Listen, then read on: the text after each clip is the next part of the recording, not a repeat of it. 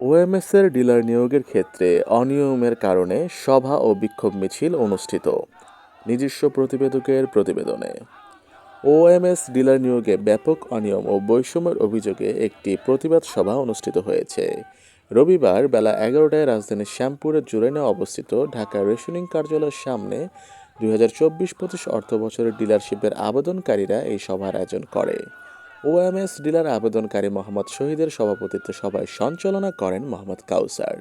মূল বক্তব্য উপস্থাপন করেন আরেক আবেদনকারী তরিকুল ইসলাম। এই সময় আলমগীর হোসেন মিঠু, অমিত হাসান সহ অন্যান্য আবেদনকারী ডিলারগণ উপস্থিত ছিলেন।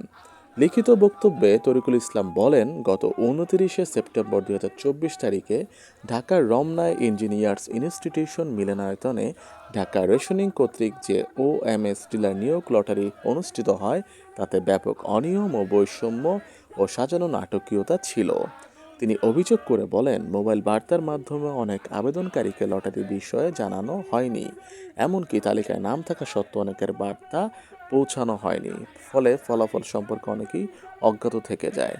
প্রতিবাদ সভা থেকে বক্তারা বেশ কিছু দাবি তুলে ধরেন। তাদের প্রধান দাবিগুলোর মধ্যে রয়েছে অবিলম্বে 19 সেপ্টেম্বরের বিতর্কিত লটারি বাতিল করে পুনরায় স্বচ্ছ ও ন্যায্যভাবে লটারির আয়োজন করা, অঞ্চলভিত্তিক সকল আবেদনকারীর তালিকা প্রকাশ করে স্বচ্ছতার সঙ্গে নাম উত্তোলন নিশ্চিত করতে হবে।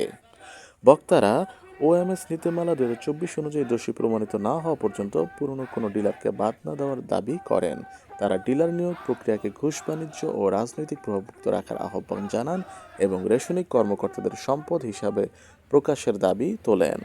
প্রধান নিয়ন্ত্রক সহ সংশ্লিষ্ট কর্মকর্তাদের বিরুদ্ধে পক্ষপাতিত্ব ও দুর্নীতির অভিযোগের বিচার বিভাগীয় তদন্ত চাওয়া হয় এই সময়।